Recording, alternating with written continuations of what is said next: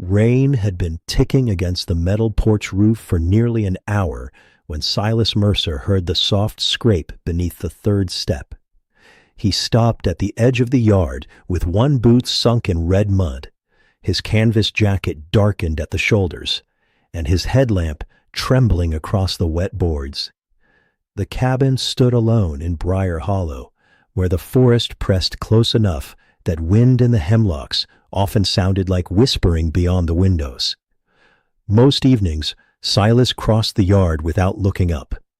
He set his lunch tin beside the door, knocked mud from his soles, and went inside to heat soup for one.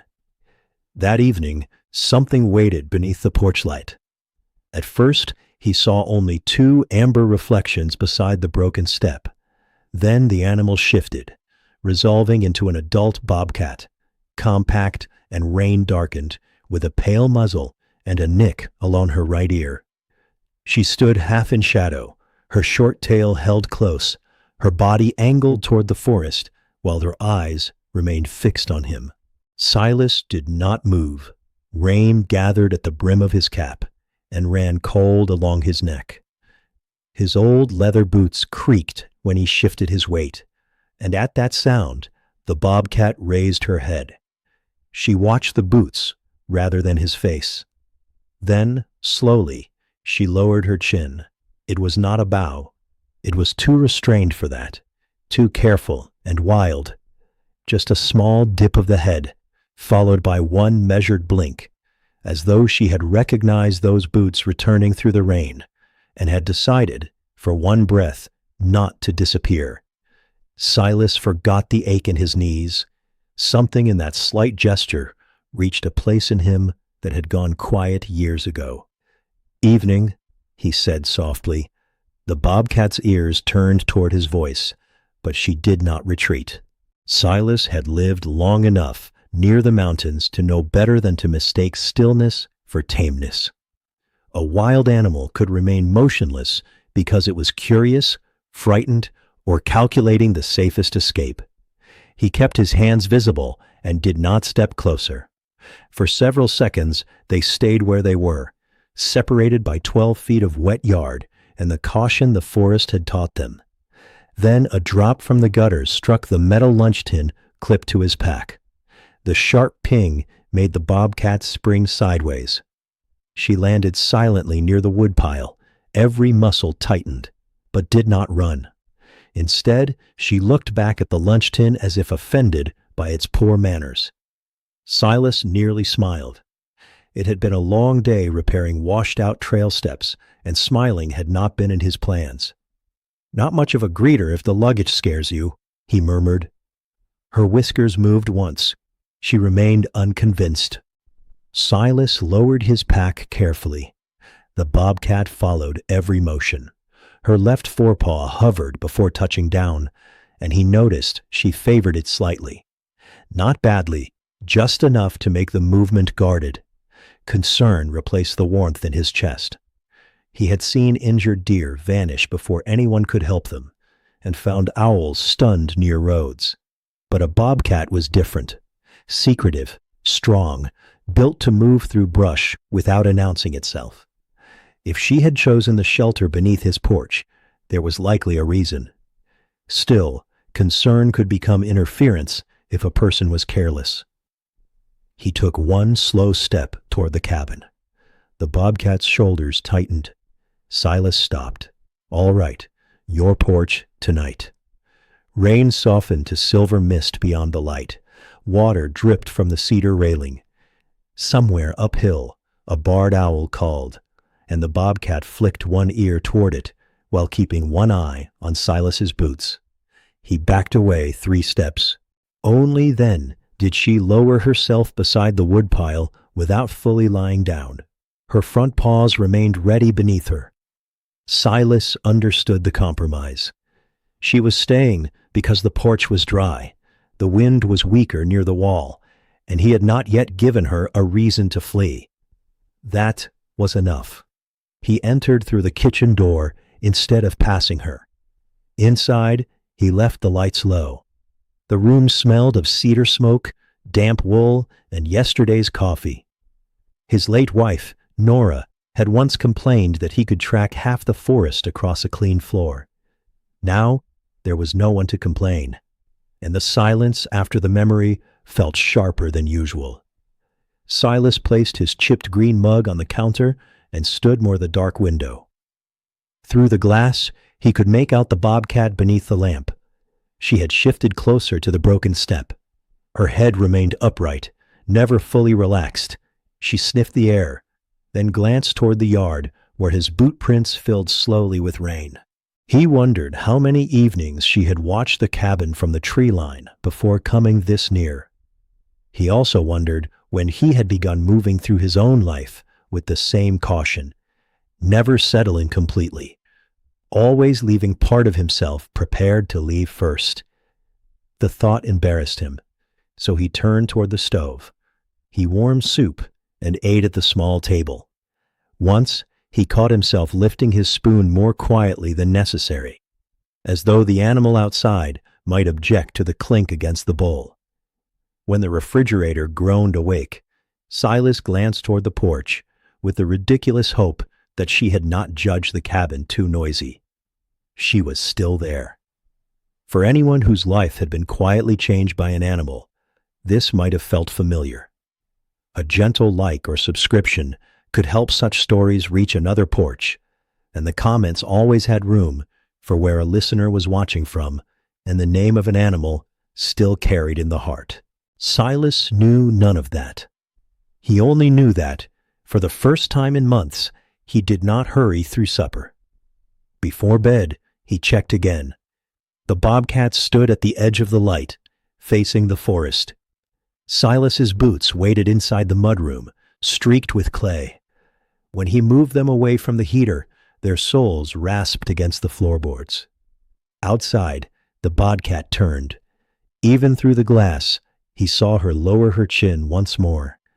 Then she stepped into the laurel and disappeared so completely that the night seemed to close behind her. Silas remained at the window with one hand resting on the chipped mug.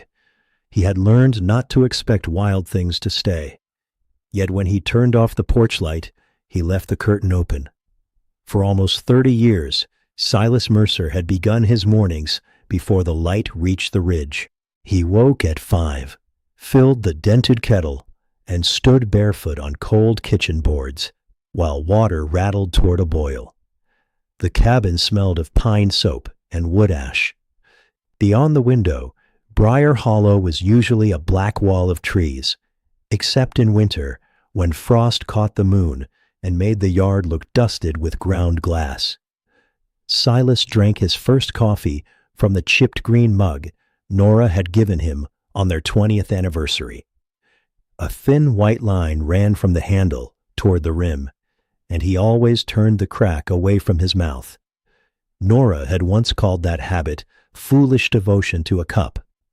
After she was gone, he understood that devotion often looked foolish from the outside. He was 63 now, though the number surprised him whenever someone said it aloud.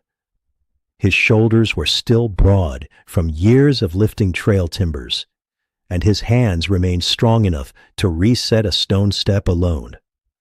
But his knees announced rain before the clouds arrived, and cold settled in the knuckles of his left hand, where an old fracture had never healed cleanly. 3 days a week, he worked for the county's mountain trail crew, repairing footbridges, clearing storm-fallen limbs, and replacing signs that bears treated as scratching posts. On other days, he mended fence rails, sharpened tools, or fixed porch roofs for neighbors. He disliked idleness because work gave each hour a clear edge. Nora's absence had blurred everything else. She had died 4 winters earlier after a short illness that moved through their plans faster than either of them could name it. One autumn, they had argued gently over where to plant daffodils. By January, her wool coat still hung beside the door, though she would never reach for it again. Silas had not moved the coat for 7 months. Then one morning, he folded it, placed it in a cedar chest, and went out to repair a washed-out footpath in freezing rain. The crew supervisor had told him to stay home. Silas had said the path would not mend itself. That became his way of surviving. He kept the gutters clean. He split kindling into pieces Nora would have called unnecessarily neat. He washed one plate after supper and set it upside down on the drying cloth. Each night, he checked the back latch twice, though no one had ever tried to enter.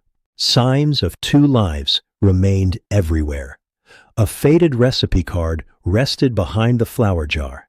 A small brass bell hung beside the pantry door because Nora had liked its sound when the window was open. Her gardening gloves waited on a shelf, palms stiff with old soil. Silas never removed those things. He also never spoke about them. His daughter, Claire, lived 40 miles away in Asheville with her 10-year-old child, May. They visited twice a month when weather allowed. May filled the cabin with drawings, questions, and half-finished cocoa. She called every path behind the house an expedition and believed her grandfather knew the name of every bird in North Carolina. Silas did not correct her. When he did not know a bird, he said it was keeping its identity private. May found this perfectly reasonable. During visits, she sat on the second porch step and sorted smooth stones into families. Gray stones were grandparents, white stones were children. Anything shaped like a heart became a dog, although Claire reminded her they did not own one. The broken third step had waited for repair since spring. Silas had replaced boards on remote trails while leaving that one untouched. He told himself the wood needed to dry. Then summer passed, and autumn rain darkened the split. Nora would have teased him about it. "You can rebuild half a mountain," she had once said, "but the loose hinge in this kitchen has defeated you." He remembered that line whenever the step groaned. Sometimes the memory made him smile. Sometimes it made him avoid the front door. His habits had become so predictable that neighbors could almost set their clocks by them. At 6:15, his truck rolled down the gravel lane. Near 4:40, it returned. He parked beside the woodpile, carried his lunch tin across the yard, and knocked each boot against the flat stone near the porch. Left boot twice, right boot once.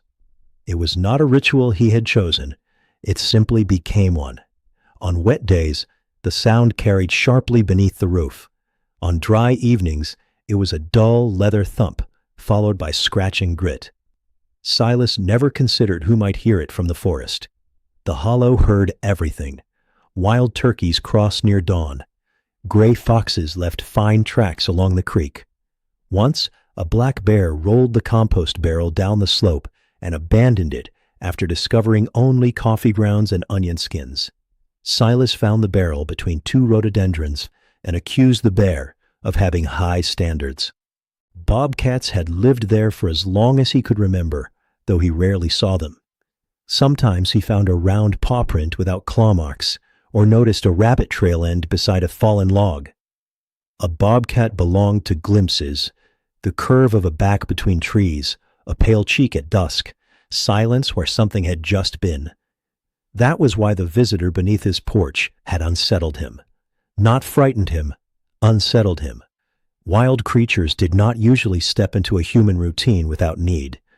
He thought of the way she had favored her left forepaw, and the rain flattened along her coat. He thought of her eyes following his boots, and the careful dip of her chin. The next morning, before sunrise, Silas opened the mudroom door and examined the porch. The bobcat was gone.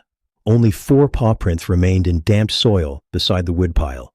One print was lighter than the others, barely pressed into the mud. Silas crouched, despite the complaint in his knees. He did not touch the tracks. He simply watched them until the kettle began whistling inside. Then he rose, carried his coffee onto the porch, and stood beside the broken step. The forest held its usual distance. Nothing moved except mist drifting above the creek. Silas lifted the chipped green mug and listened. For the first time in years, his morning routine felt less like a wall around his life and more like a path something might follow back. 3 weeks before the rainy evening beneath the porch light, Silas first noticed the bobcat. because the third step had stopped creaking. It was a clear late October morning, cold enough to silver the grass, but not freeze the creek. Silas had returned from the woodshed, carrying split oak, when he stepped toward the porch and heard nothing beneath his left boot. The missing sound made him pause. That board complained under nearly every weight. May could make it groan by standing on one foot. Yet the step remained silent. Silas lowered the wood beside the railing. Something breathed underneath it. The sound was shallow and nearly hidden by the creek, but he heard it again. A restrained pull of air, followed by a dry rustle against leaves. He backed away before crouching. Two amber eyes watched him from the darkness beneath the porch. The bobcat lay pressed against the foundation stones, her body fitted into the narrow space. Tawny fur showed through burrs and damp leaf fragments. Her pale muzzle seemed unusually sharp, and the upper edge of her right ear carried a small nick. She did not hiss. That worried him more than if she had. A healthy bobcat surprised at close range would usually escape before a person knew it was there. If cornered, it might flatten its ears or growl. This one simply watched him, her chest moving too quickly while the rest of her remained still. Silas studied the space around her. The back of the porch was open toward the slope. She had an escape route through the lattice gap, but she had not taken it. "Didn't pick this place for the view," he murmured. Her ears angled outward. Silas straightened slowly and retreated to the yard. Nora had always talked to animals, whether they listened or not. She had greeted spiders before carrying them outside in a jar, and apologized to tomato hornworms before relocating them. He had once said the creatures did not understand. "They understand enough to know rough hands from gentle ones," she had answered. Standing in the frosted yard, Silas wished she were there to tell him what gentle meant when the animal under the porch had teeth, claws, and every right to fear him. He entered through the kitchen door and called the county wildlife office. After 2 transfers, he reached Tessa Ward, a licensed wildlife rehabilitator near Black Mountain. "Don't crawl under there. Don't offer your hand. Keep children and pets away." "No pets," Silas said. "Good. No children today either. Even better." He described the bobcat's stillness, thin body, and position. "Can you see trapping wire or severe injury?" "No." "Is she alert?" "Very." "Then give her space. Leave water outside the porch, not underneath it. I'll come by this afternoon if she stays." Silas looked through the window. The bobcat had not moved. What if she leaves? Then she was able to leave. The answer sounded simple, but he understood. Help did not begin with deciding the animal belonged to him. He found a heavy ceramic dish in the pantry, one Nora had used beneath a leaking flower pot. It was painted with faded blue leaves. He rinsed away the dust and filled it with water. When he carried it outside, the bobcat's head rose. Silas stopped 6 paces from the porch. Her pupils narrowed in the bright morning. When she adjusted herself, she kept her left forepaw lifted for half a heartbeat before setting it down. A weakness, a bruise perhaps, a thorn, something she did not want to put her full weight upon. Silas placed the dish beside the flat bootstone and backed away. The bobcat stared at the water as though it were a trap. He sat on the chopping block near the woodshed. Steam rose from the coffee he had forgotten to drink. A chickadee bounced along the gutter, scolding them both. The bobcat followed the bird with such concentration that Silas almost expected her to file a complaint. The bird vanished. The bobcat looked at Silas as though he had arranged it. "Wasn't me," he said. She blinked once, but did not emerge. For 40 minutes, nothing happened. Silas's coffee cooled. Somewhere beyond the ridge, a chainsaw started and stopped. Each time the sound carried, the bobcat's ears turned independently, measuring distance. Even exhausted, she never surrendered awareness. Her stillness was not weakness alone. It was discipline. She conserved every movement while keeping track of the morning. Silas thought of the months after Nora died, when neighbors brought food and asked what he needed. He had said nothing, not because he needed nothing, but because accepting help felt like stepping into open ground. The bobcat could not have known that. Still, he recognized the posture. Near noon, she moved. First came her nose, then one shoulder. She slipped from beneath the step, low to the ground, her short tail twitching once. In daylight, she looked thinner than he had guessed. She did not approach the dish directly. She circled behind the woodpile, inspected the yard from 3 angles, and paused to sniff one of Silas's dropped gloves. The smell made her wrinkle her nose so plainly that he looked at his hand. "Fair," he whispered. "Creosote." She continued to the dish. One lap of water, then another. She raised her head after every few swallows, scanning the porch, woods, and Silas. Droplets clung to her pale chin. When the wind rolled an acorn cap across the boards, she jumped back. Silas's heart tightened, but the sight carried unexpected tenderness. A hunter of rabbits, startled by half an acorn. She returned only after it stopped moving. Silas stayed seated until she finished. He did not reach for his phone. He allowed the moment to remain unclaimed. At last, the bobcat crossed toward the laurel. Before entering the brush, she looked back at the porch, not at him. The blue leaf dish stood half empty beside the bootstone. One wet paw print marked its rim, and another lay lightly in the frost. Silas approached after several minutes. Beneath the broken step, he found a shallow bed of leaves, a few coarse hairs, and a small smear of mud. He touched the cracked board above it. For the rest of that day, he left the step unrepaired. Tessa Ward arrived shortly after 3 in a mud-splashed utility vehicle with a dent above the rear wheel and a cardboard carrier strapped behind the passenger seat. By then, the bobcat had not returned. Silas stood beside the porch with his hands in his jacket pockets while Tessa examined the shallow bed beneath the 3rd step. She was 46, compact and steady, with gray beginning at her temples and the habit of pausing before she spoke. She wore rubber boots, canvas trousers, and a faded wildlife clinic coat that smelled faintly of straw and antiseptic. "She may have rested here only once," Tessa said. Silas looked toward the laurel, where the bobcat had vanished. "She drank before leaving. That's encouraging." She favored the left front paw.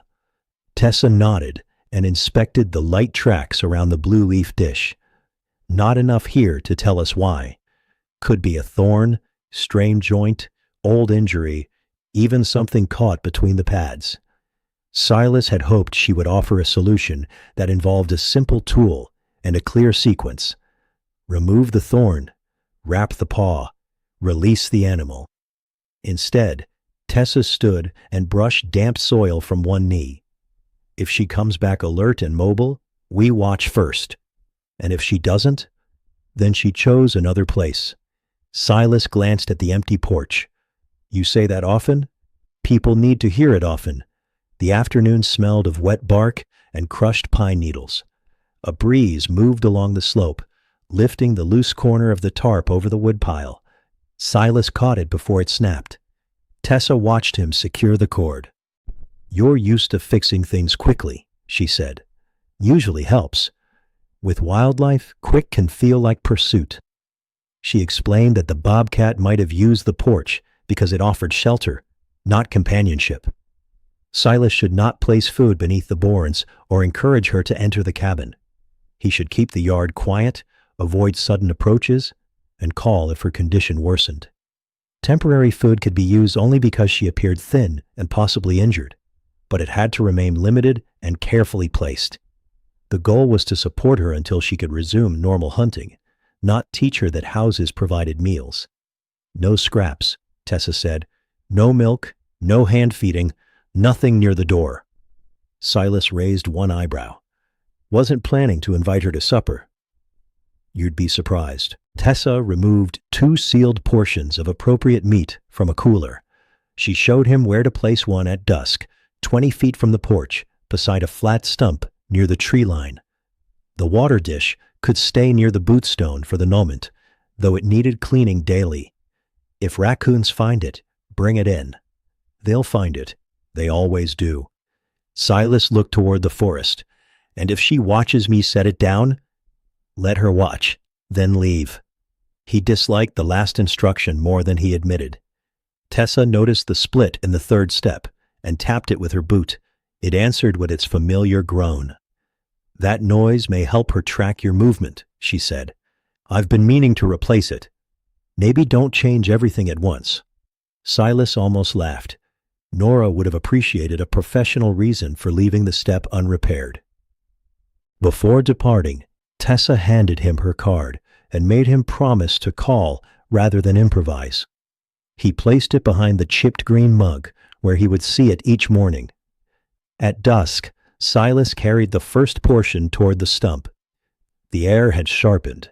Fallen leaves crackled beneath his boots, and wood smoke from a distant chimney settled low in the hollow.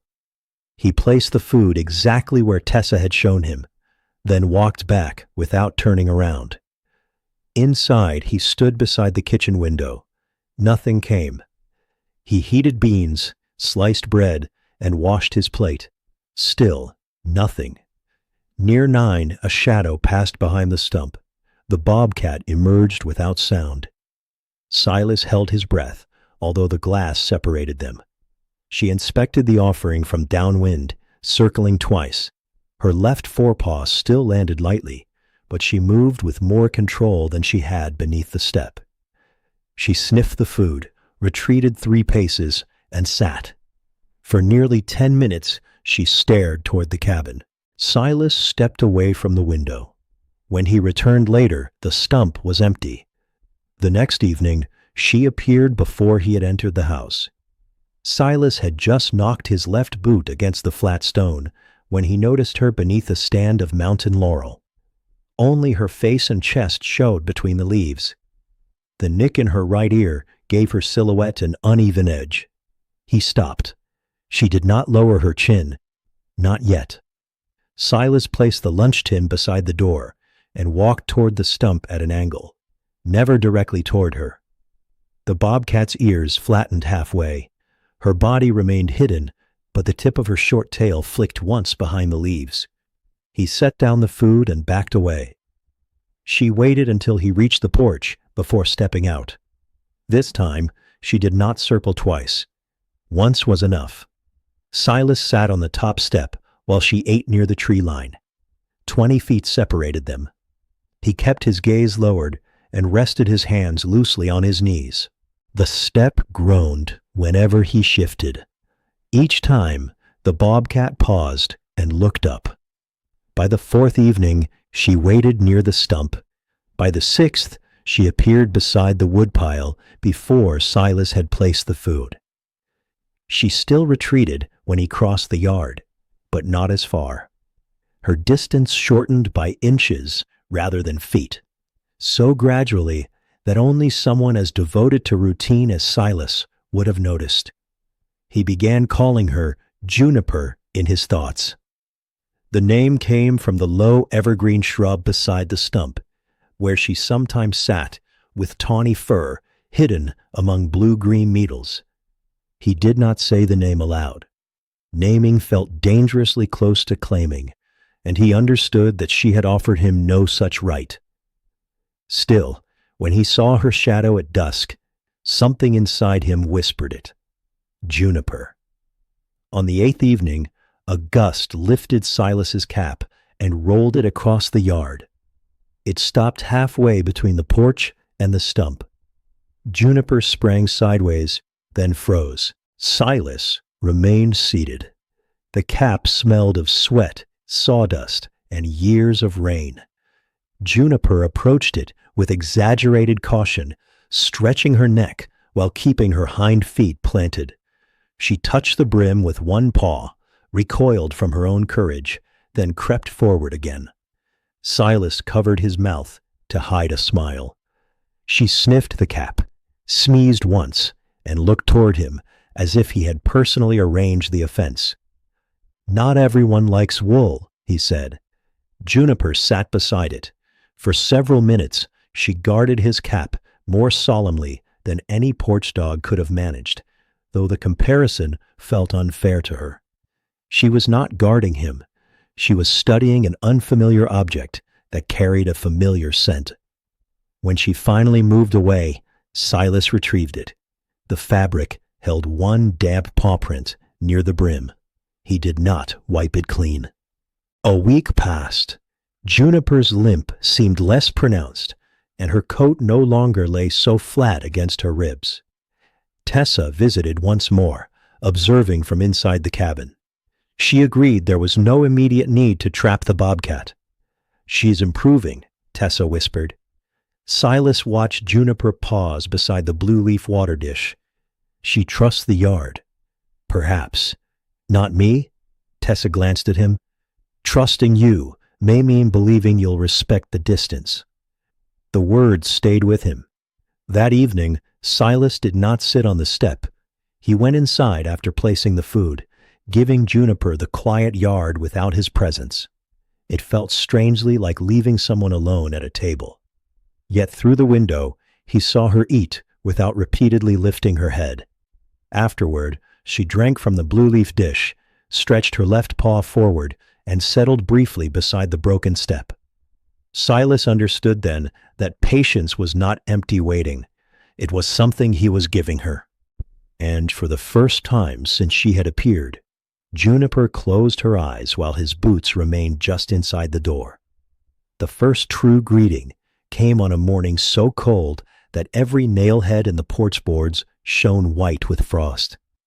Silas had left before sunrise to help repair a footbridge on the western trail. The creek had risen after 2 days of rain, loosening one of the support posts, and the county crew expected the work to take until evening. He packed 2 biscuits, an apple, and coffee in a steel thermos, then carried his boots into the kitchen so the leather would be warm when he put them on. He paused beside the window. Juniper was nowhere in sight. For more than a week, she had appeared near dusk with such regularity that the yard seemed to hold her absence whenever she was not there. Silas reminded himself that she was a bobcat, not a neighbor keeping an appointment. She had territory to patrol, prey to follow, shelter to choose. Still, he checked the tree line twice before leaving.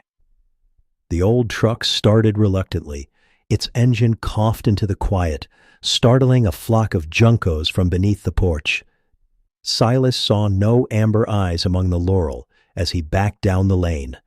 The bridge work was harder than expected. A cedar support had twisted beneath the walkway, and the crew spent most of the day standing ankle-deep in icy water while guiding a replacement post into place. Silas's gloves became soaked before noon. His left knee stiffened, and his lunch biscuit tasted faintly of sawdust because he had forgotten to close the tin. By late afternoon, wet clouds pressed low over the ridge. "You're getting too old for creek work," said Nolan Price, the youngest member of the crew. Silas tightened a bolt. "You're getting too young to give opinions." Nolan grinned and passed him the wrench he had been reaching for. The warmth of that small exchange followed Silas longer than he expected.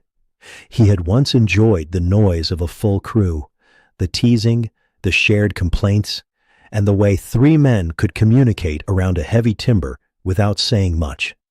Since Nora's death, he had begun choosing solitary jobs whenever possible.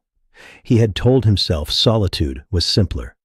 But simple was not always the same as easy. Darkness came early. By the time the truck climbed into Briar Hollow, sleet clicked against the windshield.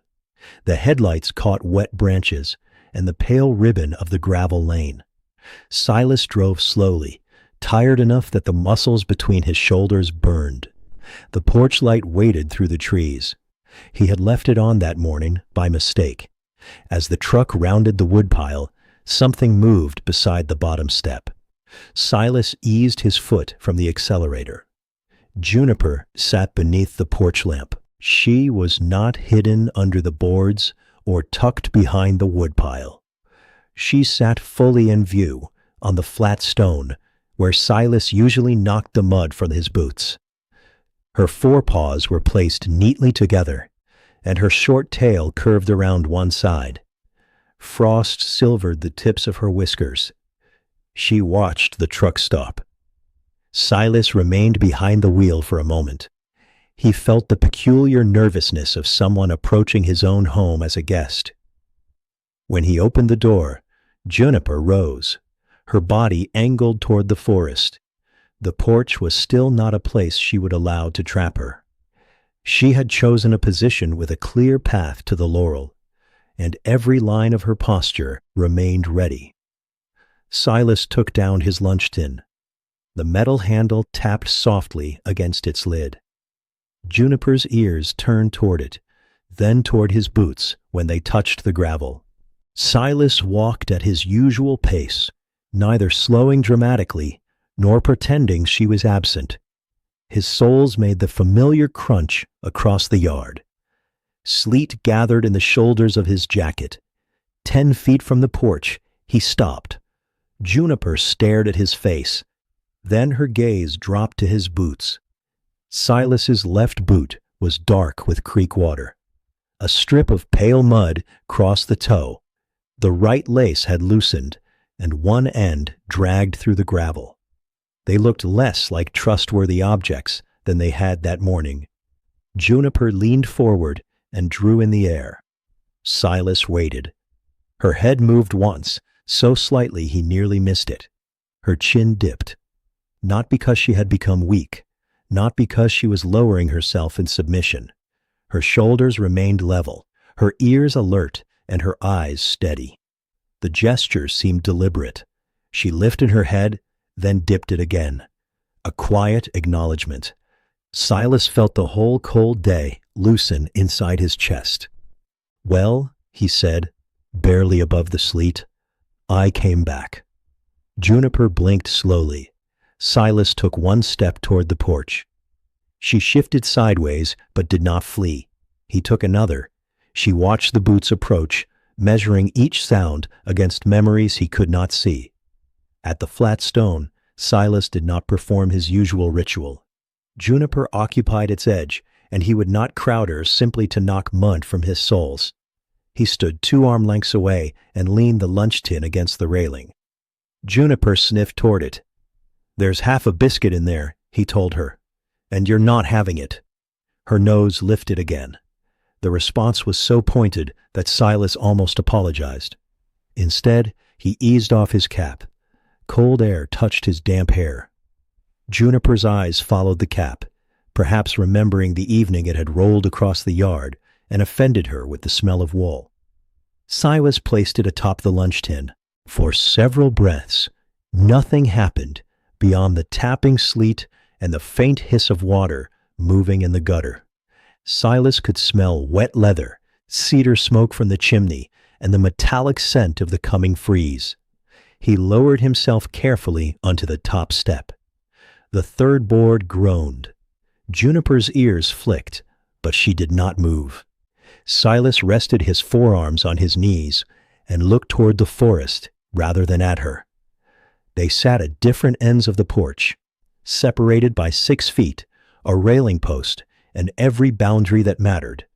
A moth, trapped beneath the porch lamp, fluttered against the glass. Juniper tracked it with immediate intensity. Her head tipped left, then right. When the moth dropped suddenly, she rose onto her hind feet for half a second before seeming to remember that Silas was watching. She settled back with exaggerated dignity. He turned his mouth into his collar to hide a smile. The moth recovered and circled higher. Juniper glared after it. "You nearly had him," Silas said. Her right ear twitched at his voice. A gust rattled the brass bell inside the pantry. The small sound reached the porch through the kitchen wall. Juniper looked toward the door, puzzled, then toward Silas, as though he had concealed a bird in the cabin. Nora liked that bell, he said before thinking. The name entered the evening gently. Silas had not spoken it aloud in weeks. Juniper gave no sign that the word meant anything. She sat beside his muddy boots, breathing softly, her pale muzzle lifted into the cold. That made it easier. She would have liked you, he continued, from over there, with the door shut. Juniper turned her head toward the woods. Silas was grateful for the lack of reply. After a minute, she rose and crossed behind the railing. She paused near his loose bootlace, close enough that he saw one bent whisker on the right side of her muzzle. She sniffed the leather, but did not touch it. Then she lowered her chin once more. Silas did not reach for her. He did not say her name. He simply returned the gesture, a small nod from one cautious creature to another. Juniper stepped into the sleet and disappeared beyond the woodpile. Silas remained on the porch until the cold reached through his clothes. When he finally stood, he found a single paw print beside the toe of his left boot. For once, he did not knock the mud away before going inside. By the middle of November, Juniper had learned the difference between the sounds that belonged to Silas and the sounds that merely passed through Briar Hollow. Delivery trucks growled too loudly and stopped too suddenly. Hunters' pickups carried the dry clatter of equipment in their beds. Claire's small car made a faint ticking noise after she switched off the engine, and the mail carrier always left the radio playing while she walked the package to the porch. Juniper disappeared for all of them, but Silas's truck announced itself with a loose heat shield that buzzed whenever he climbed the final bend. The engine idled unevenly before stopping beside the woodpile. Then came the squeak of the driver's door, the soft knock of the lunch tin against his knee, and the measured tread of his old leather boots across the gravel. Those sounds brought her from the forest. She did not appear every evening, and Silas never expected her to. Sometimes rain erased her tracks, and sometimes 3 nights passed without a glimpse of her pale muzzle. She remained a creature of the ridge, guided by hunger, territory, weather, and instincts no human routine could command. Yet when she did come, she often waited beside the lower porch rail. Silas would see her as he rounded the truck, tawny coat blending with dead fern, amber eyes fixed on his boots. Her left forepaw no longer seemed painful, though she occasionally lifted it when the ground was especially cold. Tessa believed the injury had probably been a strain or a puncture that healed without intervention. The temporary feeding had ended. Silas had worried that Juniper might stop visiting once the food disappeared. Tessa had warned him not to replace necessity with habit, so he removed the stump offering and scrubbed the blue leaf dish each morning. Water remained available during dry weather, but nothing else waited in the yard. Juniper returned anyway. That mattered more than Silas allowed himself to say. Each homecoming followed a pattern that changed only in small details. Silas crossed the yard. Juniper watched the boots. When he reached the flat stone, she lowered her chin once. Sometimes he nodded back. Sometimes he said, "Evening, Juniper." The first time he spoke the name aloud, she turned toward the forest, as though refusing responsibility for it. Silas considered that a reasonable response. He had not chosen the name to tame her. It merely gave shape to the thoughts he carried indoors after she vanished. He never called it into the woods or used it to summon her. The name belonged to his side of the relationship, while the freedom to ignore it belonged entirely to hers. Juniper developed a particular interest in his lunch tin. She inspected it each evening from a respectful distance, drawing in the scents of coffee, apple peel, bread, sawdust, and whatever trail mud Silas had collected. When he brought home a slice of Claire's cinnamon cake, Juniper followed the tin with such focus that Silas paused halfway to the door. "You've already been told," he said. "No cake." Juniper sat beside the railing. Her expression did not change, but Silas felt judged all through supper. Another evening, He returned carrying a coil of new rope over one shoulder. Juniper flattened herself behind the woodpile as soon as she saw it. Silas set the rope down in the yard and walked away. For nearly 20 minutes, she studied the coil from 3 different positions. She crept toward it belly low, touched one loop with her nose, and sprang backward when the rope shifted under its own weight. After recovering, she approached again and slapped it once with her paw. The rope did not respond. Juniper walked away with the stiff dignity of an animal who had settled the matter. Silas laughed aloud. The sound startled him almost as much as it startled her. Juniper stopped near the laurel and looked back, ears high. Silas had not realized how rarely laughter entered the yard anymore. "Nothing personal," he told her. She continued into the trees, unconvinced. His daily life began adjusting around those quiet visits, though he tried not to rearrange it too obviously. He cleaned his boots more carefully because Juniper sometimes sniffed the toes. He stopped leaving sharp tools against the porch wall. He repaired a gap in the lattice, but preserved the opening toward the slope so she would never feel cornered. The broken 3rd step remained. Silas checked it for rot and reinforced it from beneath without replacing the board. It still groaned beneath his weight, a familiar wooden complaint that Juniper had learned to associate with his movements. Nora's brass pantry bell became part of the routine too. Whenever Silas opened the pantry after coming home, the bell gave a delicate ring. Juniper often looked toward the wall, searching for the hidden source. Once she rose on her hind legs and placed both forepaws against the porch railing, peering toward the kitchen window with such solemn suspicion that Silas nearly dropped his soup spoon. "Still not a bird," he said through the glass. Juniper lowered herself and began washing one paw as though she had never been curious at all. The cabin changed in ways too small for visitors to notice. Silas left the curtain open at dusk. He ate at the end of the table facing the porch, rather than in his usual chair beside the stove.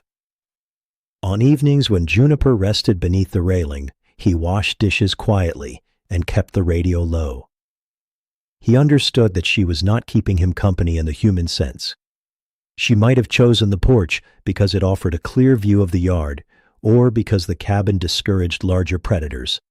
Her presence did not need a sentimental explanation to matter. Still, Silas felt less alone while she was there. There was comfort in sharing silence with a creature that required nothing from him except consistency. Juniper did not ask whether he was healing. She did not tell him Nora would want him to move on. She did not search his face for signs that he was doing better. She watched his boots. She listened for the groaning step. She accepted the boundaries he kept. Some evenings, that was enough to make the cabin feel inhabited again. Near the end of the month, Silas came home after dark, carrying a replacement sign for the Eastern Trail. The long wooden board rested across his shoulder, and Juniper crouched immediately when she saw the unfamiliar shape. Silas stopped beside the truck. He lowered the sign slowly and laid it flat in the grass. Juniper's body relaxed by degrees. First her ears rose, then her shoulders lowered. Finally, she stepped from behind the railing. Silas crossed the yard empty-handed. His boots scraped the gravel. At the porch, Juniper looked down at them, then up at his face. Her chin dipped with the same restrained precision as before. Silas answered with his own nod. "Just me." Juniper moved aside to let him reach the door, though she remained well beyond touching distance. The brass bell chimed when he entered the pantry. Behind him, the 3rd step groaned, and the porch boards gave one faint creak beneath her weight. Silas poured his coffee into the chipped green mug and stood at the window. Juniper sat beneath the lamp, facing the lane as though listening for the next familiar arrival. For a few minutes, Silas allowed himself to imagine that the porch no longer waited only for him. May noticed Juniper's greeting before any adult understood what it meant. She and Claire arrived on the first Saturday of December with a paper sack of groceries, a box of cinnamon ornaments, and enough cold air clinging to their coats to fog the mudroom windows. May climbed from the car, wearing purple rain boots, although the ground was frozen and no rain had fallen in 3 days. Silas stood on the porch, holding the door open. "Those aren't winter boots," Claire called. "They have warm socks inside," May answered. "That doesn't turn them into winter boots." May looked down at the purple rubber and considered this betrayal of logic. "They're trying." Silas accepted the grocery sack before Claire could reply. From the corner of his eye, he saw movement beneath the mountain laurel. Juniper had appeared when the car entered the lane, but she remained almost entirely concealed. Her pale muzzle floated between dark leaves, and the nick in her right ear broke the clean line of her silhouette. She watched Claire carry the ornament box toward the cabin. Then she watched May. Silas quietly moved between his granddaughter and the edge of the yard. May had seen wild turkeys, fox tracks, and once the broad back of a black bear disappearing across the road. She knew the rules. Stop. Stay quiet. Never approach. Still, wonder lifted her face before caution settled over it. Is that her? Silas had told Claire about the bobcat during a telephone call, carefully describing Tessa's advice before Claire could imagine him feeding a wild cat beside the kitchen table. "That's Juniper," he said. "You named her." "Only for conversation." May nodded as though this distinction made complete sense. Juniper's ears shifted toward their voices. She remained under cover, front legs tucked beneath her body. Her amber eyes moved from Silas to May's bright boots, then back again. May slowly raised one hand, not waving, only showing an empty palm near her own chest. "Hello, Juniper?" The bobcat did not respond. Claire touched May's shoulder. Inside. May obeyed, but she walked backward for 3 steps before turning toward the door. Juniper disappeared the moment the purple boots crossed the porch. "She doesn't like me," May said inside the mudroom. "She doesn't know you," Silas replied. "That's different." May took off her boots and arranged them carefully beside his worn leather pair. The purple rubber barely reached the ankles of his work boots. "Maybe she'll learn." Silas looked at the 2 pairs side by side. "Maybe," he said. The cabin filled with the sounds it had been missing. Claire opened cupboards, objected to the age of the flour, and discovered that Silas had been using the same dish towel for what she called an unlawful amount of time. May spread cinnamon ornaments across the kitchen table and tied red string through their holes. The ornaments were shaped like stars, trees, and animals that were difficult to identify. "This one is a bobcat," May announced. Silas examined the round creature with 4 equal legs and a tail longer than its body. "Looks like a horse." "It has ears." "Horses have ears." May added 2 tiny points with a toothpick. "Now it has bobcat ears." The cabin smelled of cinnamon, coffee, and the stew Claire had brought. Nora's brass pantry bell chimed repeatedly as May searched for string, scissors, and a tin she was certain had once contained buttons. Each ring made Silas glance toward the porch.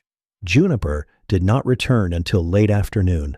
By then, the winter sun had dropped behind the ridge, leaving blue shadows across the yard. Claire and May were preparing to leave. May had exchanged the purple boots for a pair of brown snow boots Claire kept in the car for emergencies, and apparently for arguments. Silas walked them outside, carrying the empty grocery box. Juniper sat near the woodpile. Claire stopped at once. The bobcat's body tensed, but she did not run. She watched the unfamiliar brown boots descend the steps. May remembered not to speak. Her hand found her mother's, and the 3 of them waited beside the car. Juniper looked at Claire's shoes. Nothing. She studied May's smaller boots. Nothing again. Then Silas set down the box and crossed the yard to open the passenger door. His leather soles dragged lightly over the frozen gravel. Juniper's head turned. She ignored the car, the box, Claire's wool coat, and May's bright red hat. Her eyes followed Silas's boots until he stopped. Her chin dipped. May drew in a small breath.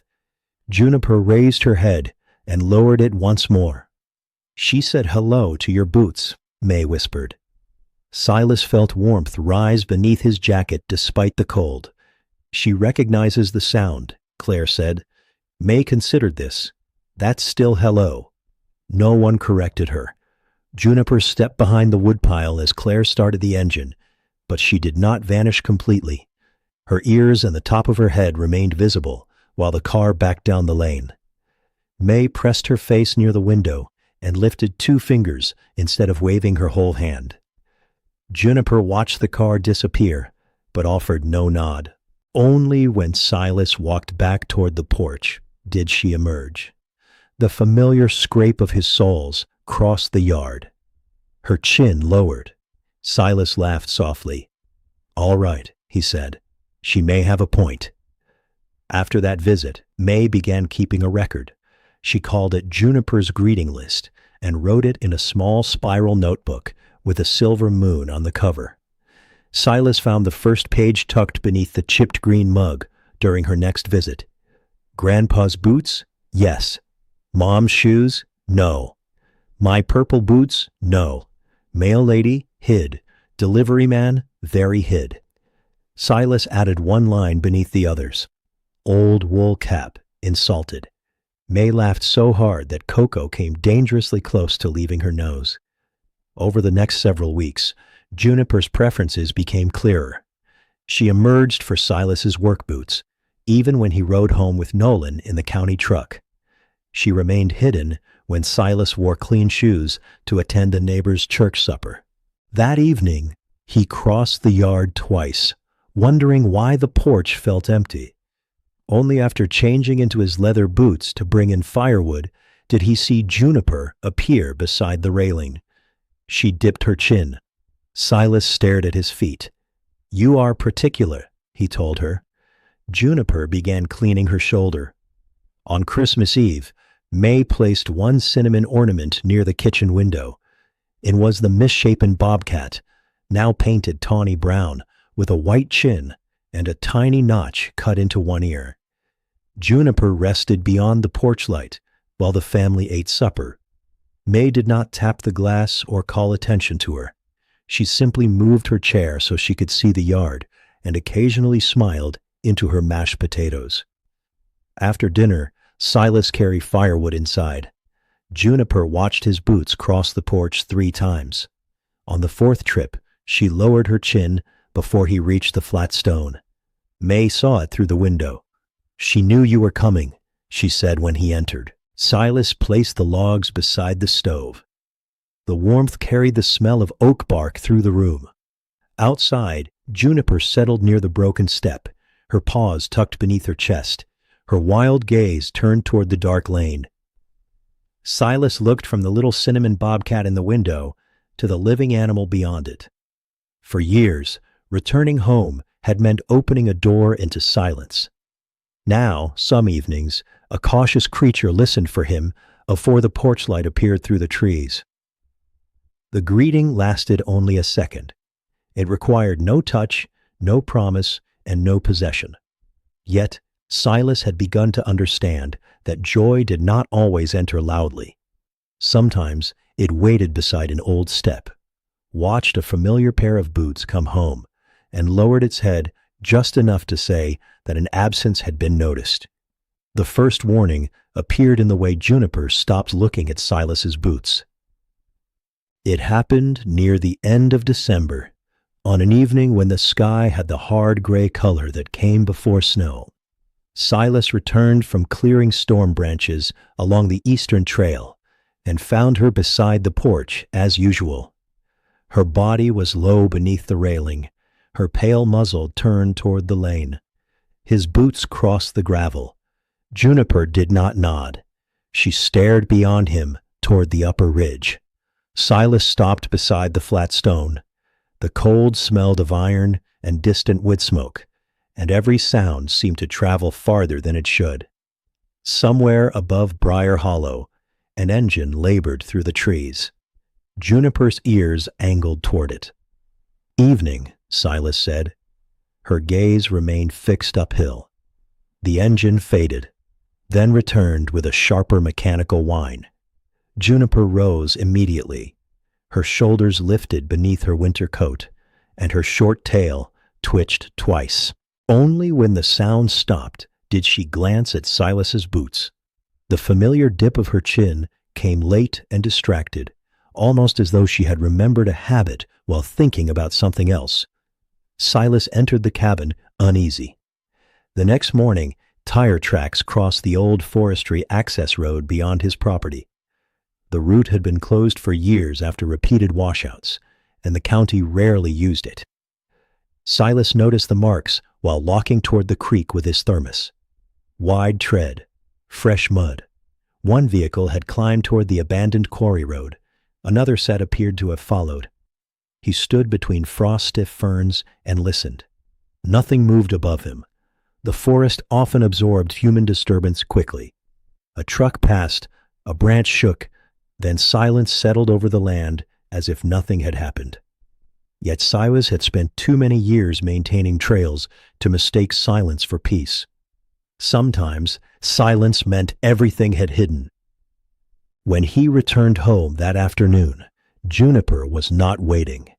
She appeared after dark, moving along the edge of the yard instead of approaching the porch. Her body stayed close to the ground. Burrs clung to the fur along one shoulder, and a streak of dark soil marked her pale chest. Silas watched through the window. Juniper crossed toward the blue-leaf water dish, then froze before reaching it. She turned sharply toward the ridge and opened her mouth as if tasting the air. Her upper lip lifted slightly, drawing scent across the roof of her mouth. It was a behavior Silas had seen in deer and foxes, though rarely at such close range. Juniper was reading something carried on the cold wind. She abandoned the water. For the first time since her visits had become routine, she circled the cabin completely. Silas heard the faint press of paws beneath the bedroom window, then a rustle near the back steps. He moved carefully from room to room, keeping the lights low. Each time he found her through the glass, she was facing uphill. At the pantry door, Nora's brass bell gave a soft chime when the wind shifted the frame. Juniper flinched. Silas held the door still. "You know that sound," he whispered, but knowing did not calm her. By morning, she was gone. 2 days later, Tessa came to inspect a set of tracks Silas had found near the ridge path. May's greeting list remained on the kitchen table beneath a cinnamon ornament, but the page had not been updated since Christmas. Tessa crouched beside the tracks and touched the edge of one print without pressing into it. "Adult bobcat," she said, "likely juniper." The trail crossed the old access road, doubled back, then disappeared into mountain laurel. Silas pointed toward the tire marks. "Those weren't here last week." Tessa followed them with her eyes. Could be survey work. Could be hunters using the wrong road. Could be someone cutting firewood. Could be trouble. It could. Her agreement did not comfort him. They walked higher. The air changed near the quarry turnoff. The clean scent of leaf mold gave way to diesel and broken earth. Freshly cut branches lay beside the road, their exposed wood bright as bone against the winter ground. Someone had widened the passage enough for heavier equipment. Juniper's tracks appeared again beside a shallow ditch. This time, they were layered over smaller prints. Silas crouched. The little marks were faint and partly blurred by frost. Too small for an adult bobcat, too narrow for raccoon. They crossed only a short distance before vanishing among stones. "What made those?" he asked. Tessa studied them longer than he liked. "Hard to say from this. You know what you think. I think we shouldn't decide without better sign." Silas looked toward the disturbed ridge. Juniper had seemed thin when she first came to the porch, but she had recovered. He had never considered that her movements might be tied to more than her own safety. A gust shook dry leaves loose from an oak. They fell around Tessa's boots with a papery clatter. Far above them, metal struck metal.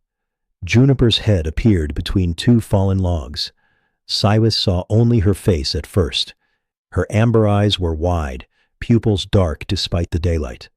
She looked at Tessa, then at Silas. He did not call her. Juniper stepped out. Mud darkened all four legs. One broken whisker bent downward along the right side of her muzzle. She moved without limping, but restlessness seemed to run through her body.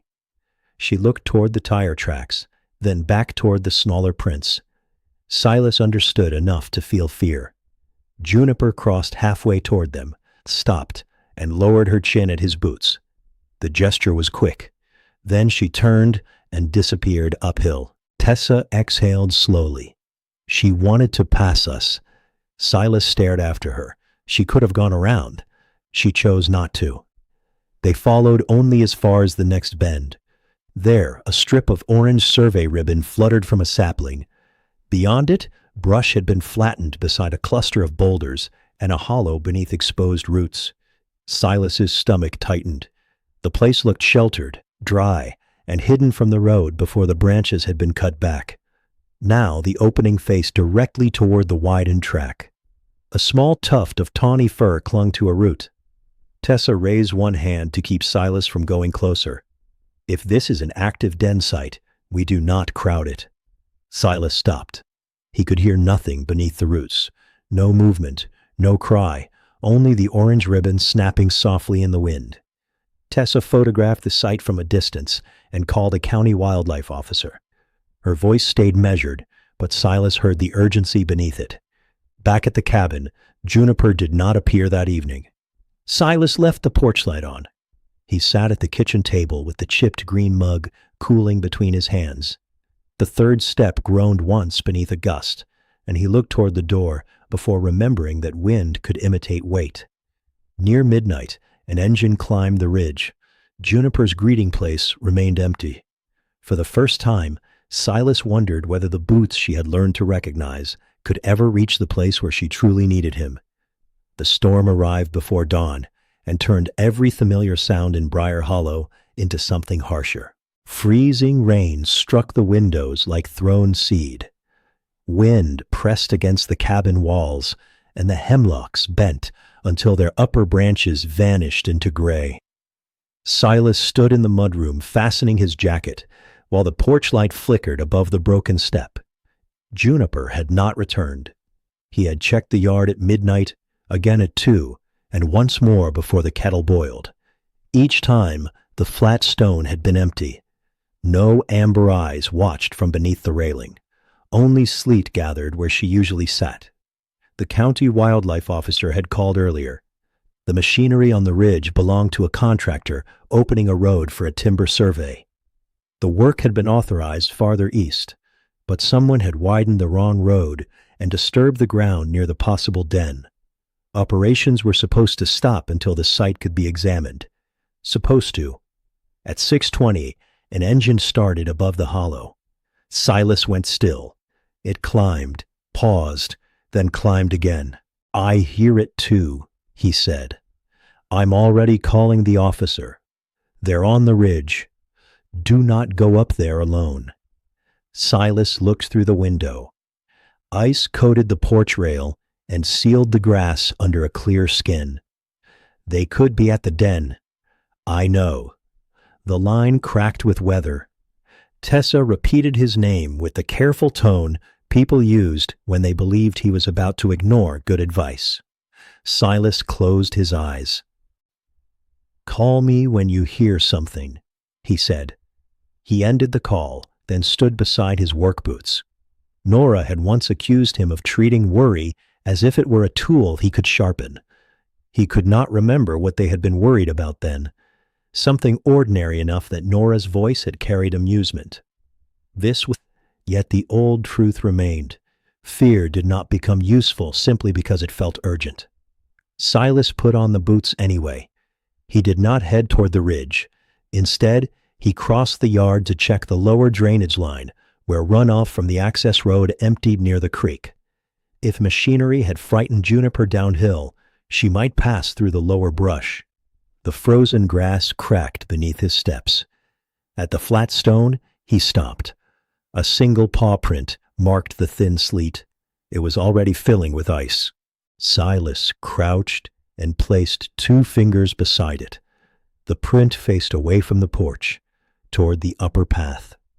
3 more lay beyond it, spaced farther apart, as though Juniper had accelerated before reaching the trees. Beside the last print, a faint drag crossed the sleet. His chest tightened. He followed, only to the edge of the yard. The forest beyond was a confusion of moving branches and silver rain. Juniper's trail disappeared beneath the laurel. He found a snapped twig, damp soil, and 1 tawny hair caught against rough bark. "Juniper," he whispered. The name barely traveled. He did not call again. A wild animal hiding in danger did not need a human voice revealing its position. Behind him, the lunch tin slid from the porch rail and struck the boards with a metallic crash. Silas turned sharply. For one foolish instant he expected Juniper to appear and glare at the noise. The porch remained empty. The lid had sprung open, revealing yesterday's napkin and a small apple core. Silas closed it slowly. The sight of that ordinary mess nearly undid him. At 7:15, Tessa called again. The officer reached the contractor, she said. "No one is supposed to be working now. I heard machinery. A driver went up to retrieve equipment before the storm worsened. That's what they're saying." "You believe them?" "I believe the officer is heading there." Silas looked toward the ridge. "I found her tracks leaving the porch." "Any blood?" "No." "Any clear sign of injury?" "A drag mark. Could have been a branch." Tessa was silent. "Stay near the cabin. I'm coming when the road is safe." Silas almost argued. Instead he said, "Bring the carrier."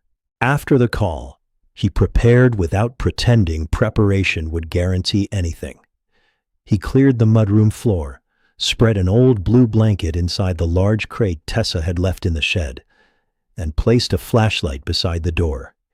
He filled the blue leaf dish with fresh water, though ice formed around the rim almost immediately. The act felt absurdly hopeful. He carried the dish beneath the porch roof. Wind drove needles of sleet against his face. When he straightened, he saw movement near the creek. A tawny shape slipped between 2 boulders. Silas's breath caught. "Juniper?" The figure stopped. A young doe lifted her head from the brush, ears wide, reins shining along her neck. She stared at Silas, then bounded across the creek and vanished. He remained beside the dish, ashamed of how fiercely disappointment could follow relief. By noon, the storm worsened. Ice closed the upper road, delaying Tessa and the wildlife officer. The cabin lost electricity with a dull click. Silas lit the kerosene lantern and set it on the kitchen table. The brass pantry bell chimed whenever wind shook the wall. Each time, he looked toward the porch. May's greeting list lay beneath the lantern. The silver moon on its cover caught the flame. Silas opened it and read the last entry in her careful handwriting. "Grandpa's boots, yes." He closed the notebook. Outside, the 3rd step groaned under accumulating ice. The sound was so much like a careful wait that Silas opened the door. Cold rushed inside. No animal waited there. He stepped onto the porch and listened until the storm erased even the sound of his breathing. Juniper had moved through these woods long before she knew his name for her. She had survived hunger, injury, and winters without anyone watching from a kitchen window. He tried to hold to that knowledge, but somewhere above the hollow, earth had been disturbed around a hidden place, and Juniper had run toward it before the storm closed every trail. As darkness settled early over Briar Hollow, Silas placed his boots beside the door rather than removing them. The porch light remained dead. The flat stone disappeared beneath ice, and for the first time since Juniper had chosen the broken step, there was no safe direction from which Silas could imagine her returning. By morning, the storm had covered every mistake the mountain had made. Ice sheathed the laurel leaves, sealed the old access road, and bent young pines beneath a weight they had never carried before. Beyond Silas's porch, the world looked polished and dangerous, all white surfaces and dark gaps where water moved unseen. Tessa reached the cabin shortly after 8, with chains wrapped around her tires, and the wildlife officer behind her in a county truck. Officer Daniel Reeve was a broad, quiet man in his 50s who carried a radio, a folded map, and the tired expression of someone who had spent the night answering calls about fallen trees. Silas was already dressed. His boots were wet from 3 trips around the yard. The chipped green mug sat untouched beside the sink. "We search from the den site outward," Reeve said. Slowly, no shouting, no crowding cover. Silas nodded. Tessa glanced at the blue blanket inside the empty carrier. "You packed it. Thought we might need it." She did not tell him whether that was hopeful or foolish.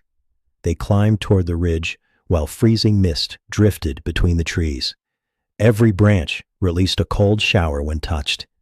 Their boots broke through crusted leaves with brittle snaps. At the old road, the contractor's vehicle stood abandoned beside a bulldozer. Ice glazed the metal tracks.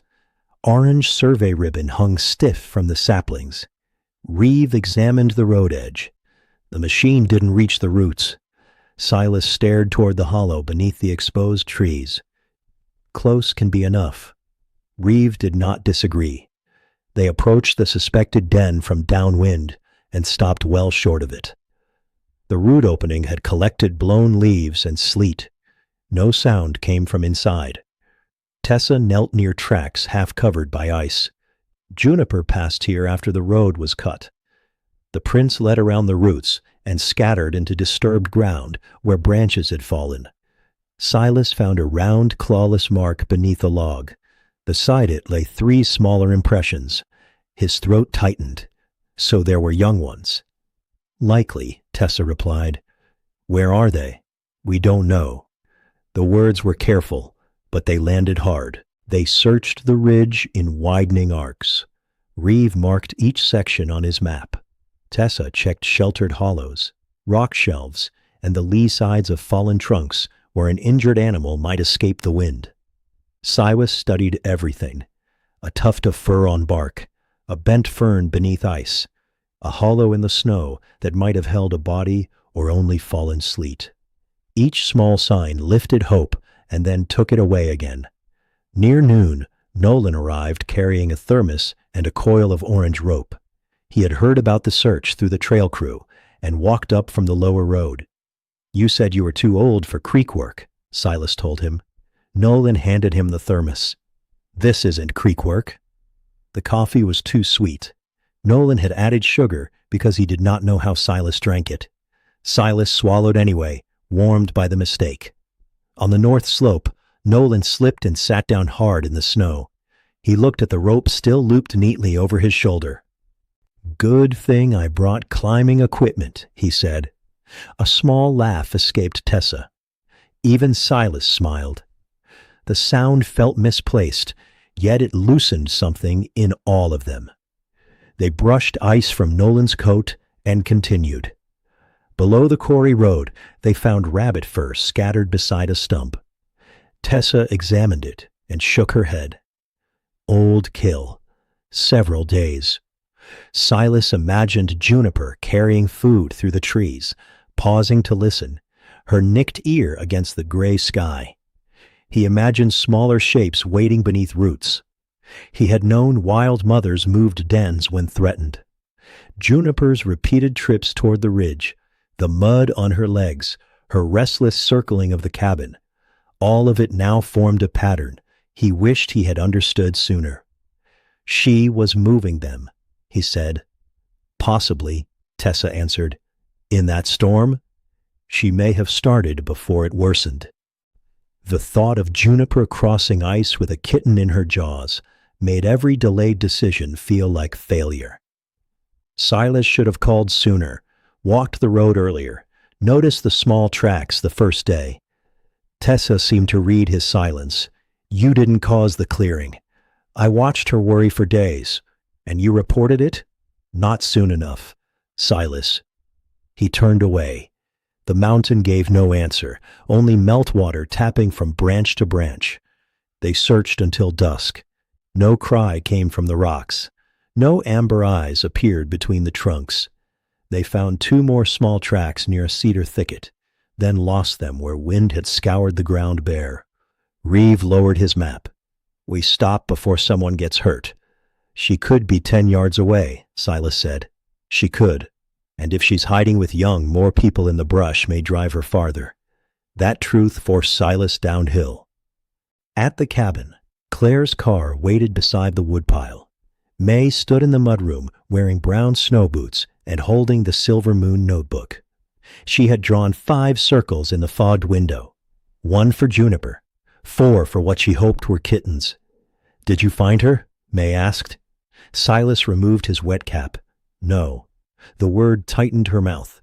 She looked at the empty porch, then at his boots. Maybe she can't hear them because of the ice. Silas did not ask who she meant. May opened the notebook. Beneath Grandpa's boots, yes, she had written, storm too loud. Then she added, but she knows the way.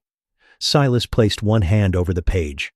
That evening, everyone stayed for supper, though no one ate much. Nolan left his orange rope drying near the stove.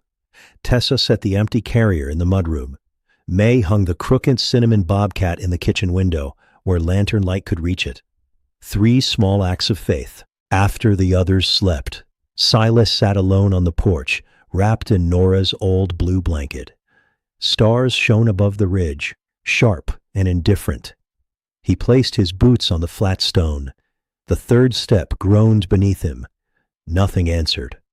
Silas waited until frost whitened the leather toes, and the cold numbed his hands.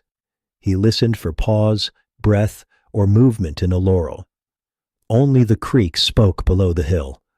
At last, he understood that heartbreak did not always arrive with certainty. Sometimes it was the empty space where hope and fear took turns sitting beside you, neither willing to leave. The return began with a sound so small that Silas almost blamed the cooling stove. It was past midnight, 2 nights after the search ended. Claire and May had gone home. Nolan had collected his rope, and Tessa had left the blue blanket folded in the mudroom. The cabin had settled into its winter noises, the tick of iron, the faint rattle of a loose window latch, the creek moving under thin ice. Then something touched the porch. Not the heavy groan of a person on the 3rd step. A lighter pressure. A pause. Silas lifted his head from the kitchen table. He had fallen asleep beside the chipped green mug, one hand around its handle. The lamp had burned low, and the crooked cinnamon bobcat cast a stubby shadow across the sill. Another sound came. Scratch. Then silence. Silas rose without switching on the overhead light. His knees protested, but he moved carefully through the mudroom and stood behind the door. The porch lamp gave a weak yellow glow. Through the glass, he saw nothing. He waited. A shape moved beside the woodpile. Silas's breath caught. Juniper stepped into the light. She looked smaller than he remembered. Snow clung to the fur along her back and shoulders. Ice had gathered beneath her chest, and her pale muzzle was dark with meltwater. She held her body low with exhaustion. One side of her coat was smeared with mud, and her front legs trembled when she stopped. Still, she had returned on her own feet. Silas did not open the door. Every part of him wanted to cross the porch, lift her from the cold, and carry her into warmth. The urge frightened him because it had nothing to do with what Juniper needed, and everything to do with ending his own fear. He pressed one hand against the doorframe. Juniper looked toward the boots beside the mudroom wall. Perhaps she heard Silas shift his weight. Her ears turned forward. The nick in the right ear was crusted with snow. Silas slowly reached down and pulled on the old leather boots without tying them. The left lace dragged across the floor. Juniper raised her head. Silas opened the door 2 inches. Cold air slipped inside, carrying the smell of snow, wet fur, and cedar bark. Juniper did not flee. She remained near the flat stone, legs braced beneath her. Silas stepped onto the porch. The loose lace rasped across the boards. Juniper's eyes dropped to the boots. For one terrible second, nothing happened. Then she lowered her chin. The movement was weak and incomplete, but unmistakable. Silas's face tightened. "I came back too," he whispered. Juniper blinked once. She tried to step forward. Her left forepaw landed, but the right buckled slightly, and she stopped. A tremor passed through her shoulders. Silas backed toward the door rather than approaching. "Stay there." The words were also for himself. He called Tessa with one hand while watching through the opening. Tessa answered on the 3rd ring. "She's here," Silas said. "Breathing?" "Yes." "Standing?" "Barely." "Any obvious severe injury?" "No. She's iced over. Weak." "Keep distance. Open the carrier in the mudroom if she'll enter on her own. Don't corner her." "I'm coming." Silas set the phone on speaker and moved the empty carrier into view. He unfolded the blue blanket and spread it inside. The fabric smelled faintly of Nora's lavender sachets. Juniper watched every movement.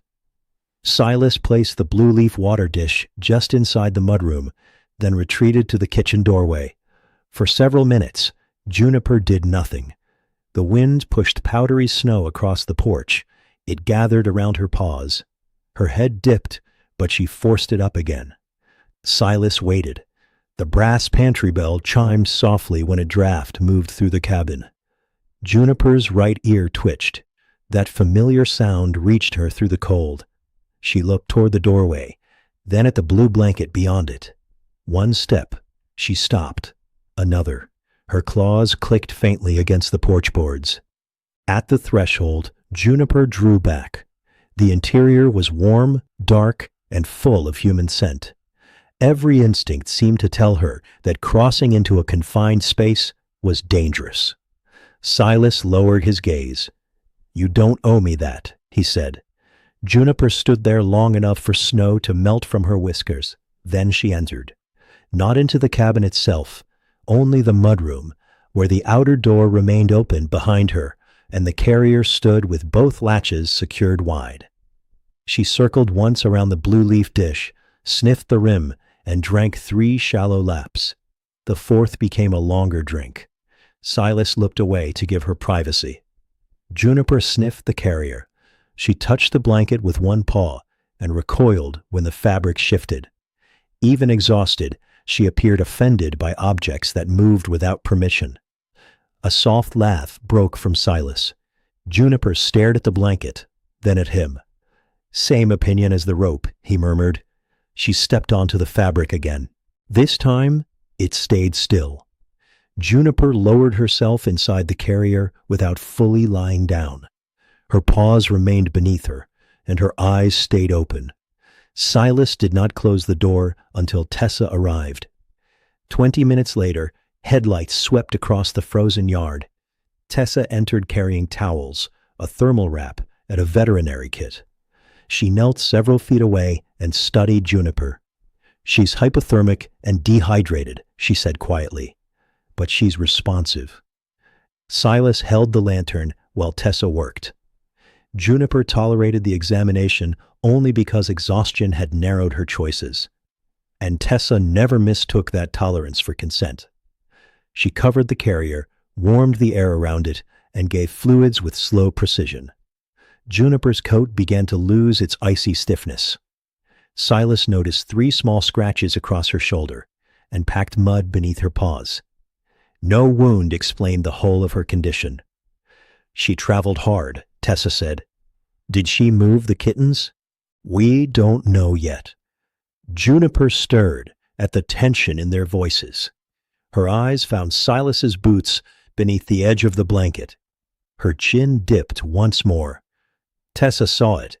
"She knows your sound," she said.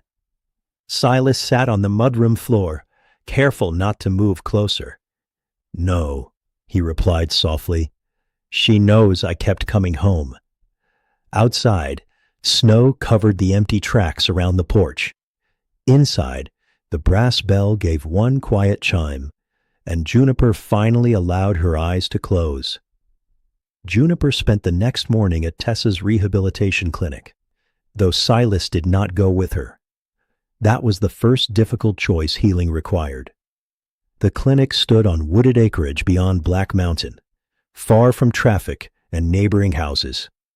Tessa had converted an old equipment shed into a quiet wildlife treatment space, with insulated walls, dim lights, and outdoor recovery enclosures screened by cedar slats. No visitors wandered through, no voices gathered around frightened animals. Even Silas, whose boots Juniper recognized, would have become another pressure inside a place meant for rest. Tessa explained it beside the county road, while dawn turned the ice in the trees pale gold.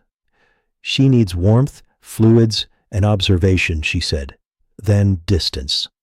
Silas looked at the covered carrier in the back of her vehicle.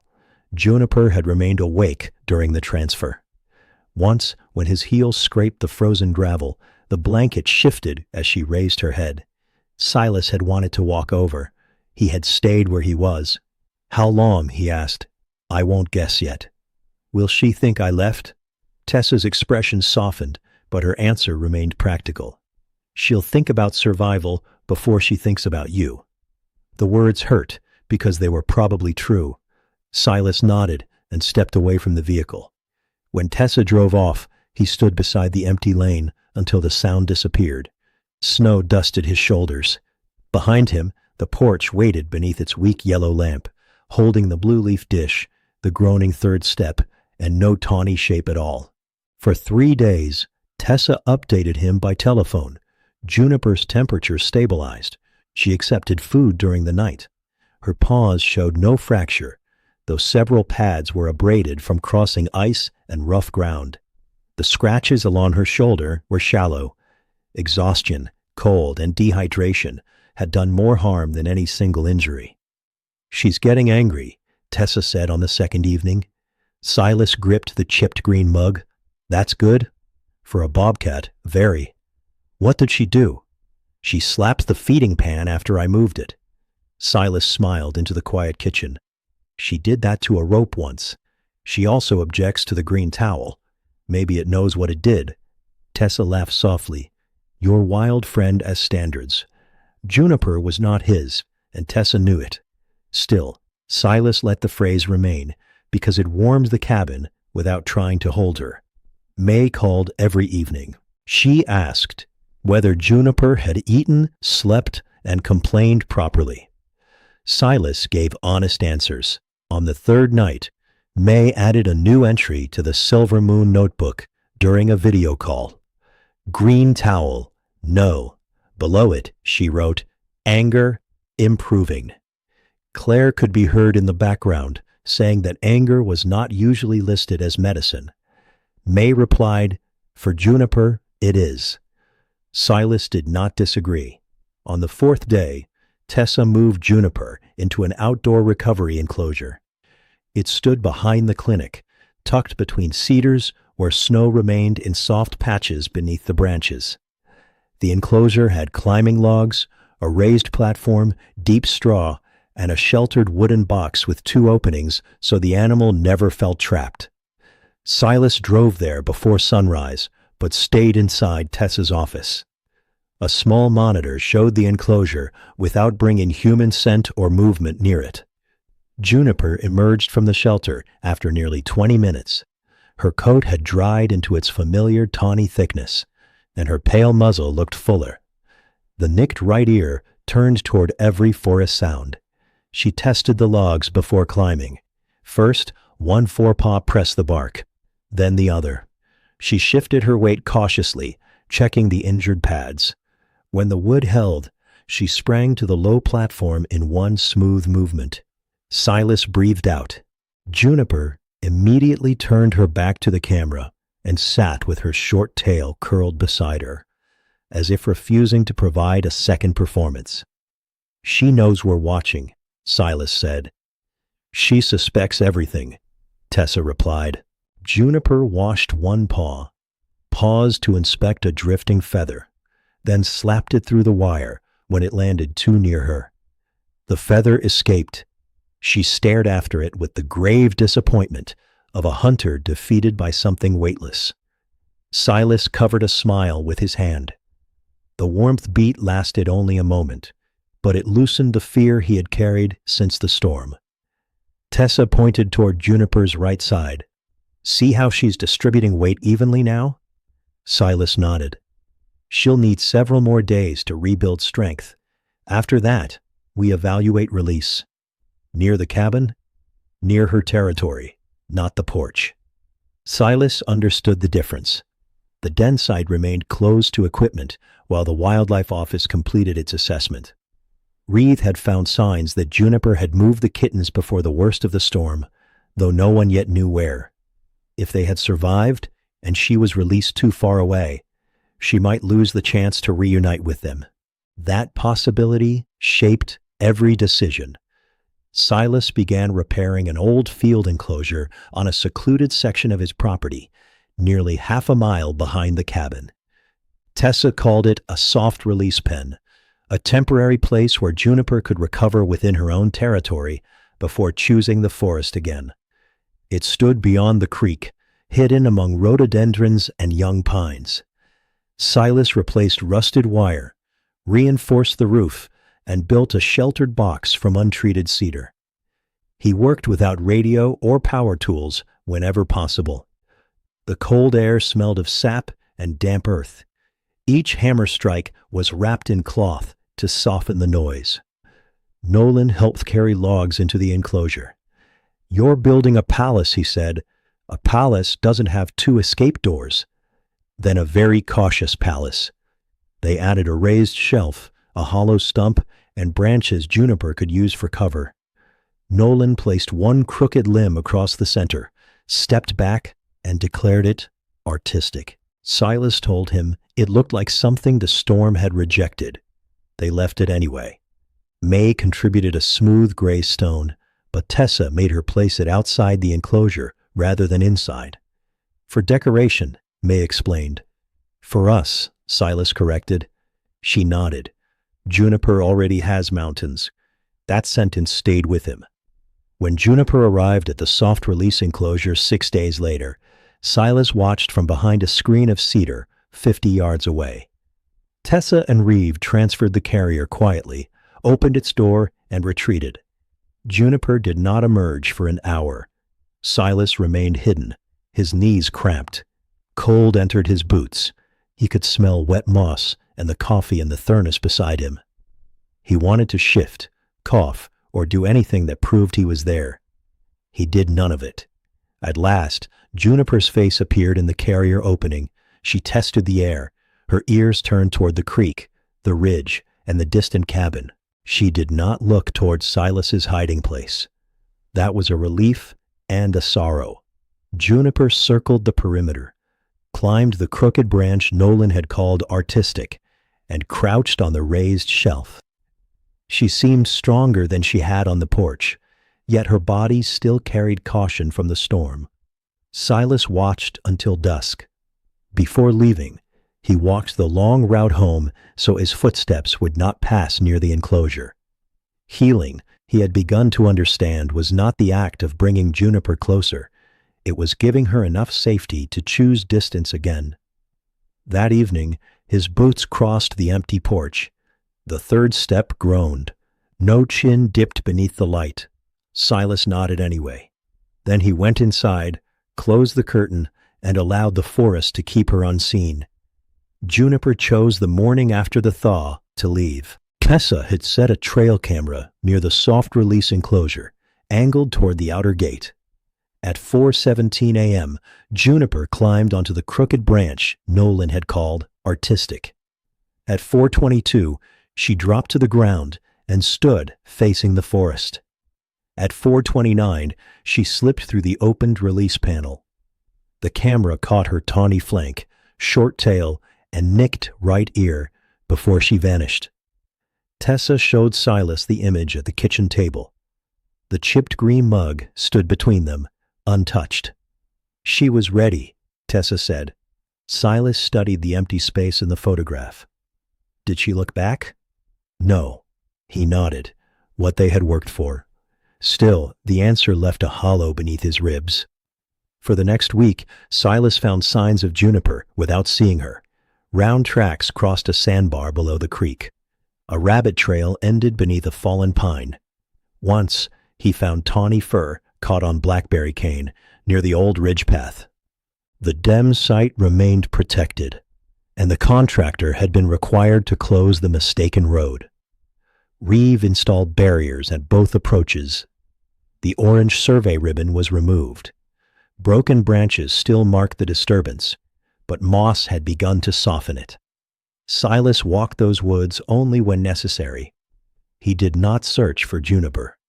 The restraint felt unnatural, like hearing a knock and refusing to open the door.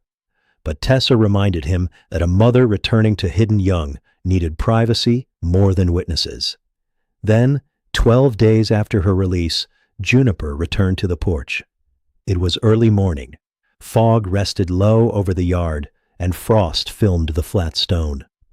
Silas opened the mudroom door, carrying his lunch tin, and stopped with one boot on the threshold. Juniper sat near the woodpile. Her coat looked clean and full. The exhaustion was gone, replaced by bright alertness. She did not approach. She watched Silas with the wary steadiness he remembered from before the storm. He stepped outside. His boots crossed the boards. Juniper's eyes dropped to them.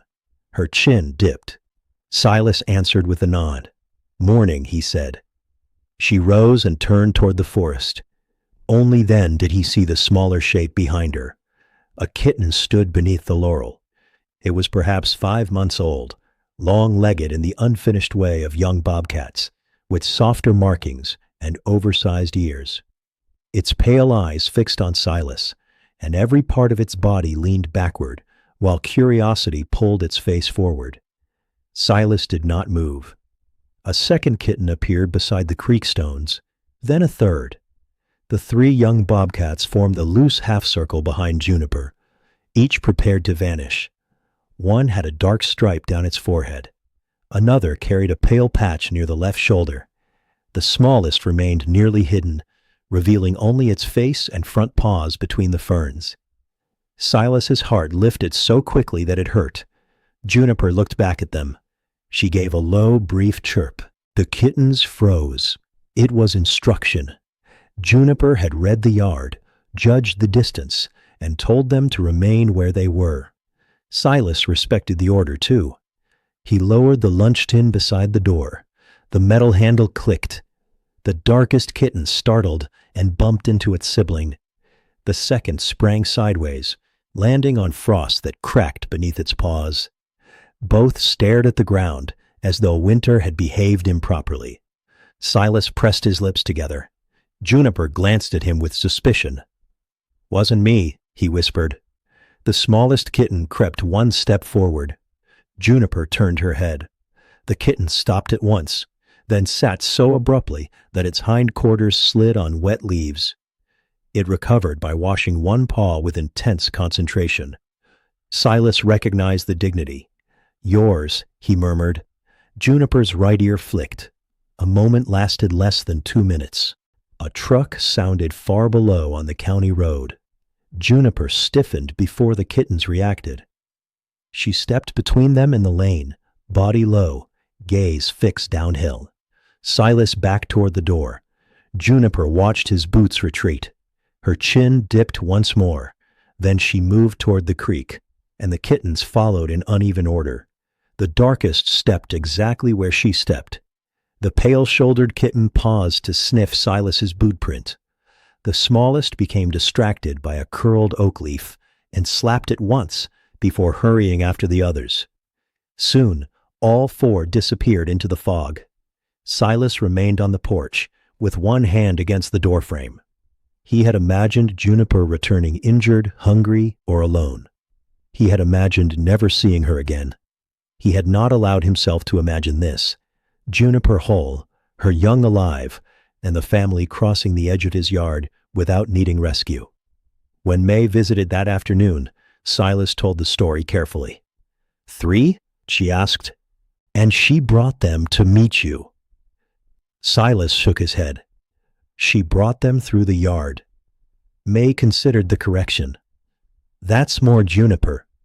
She opened a Silvermoon notebook and wrote, "3 kittens, yes touching them, no, looking quietly, yes." Claire read over her shoulder. "That seems like a good rule." May drew 3 tiny paw prints beside the words. One was larger than the others. "That one had breakfast," she explained. Over the following weeks, Juniper passed near the cabin with the kittens. She never allowed them onto the porch.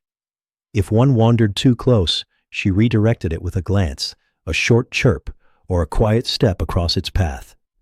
Silas never placed food for them.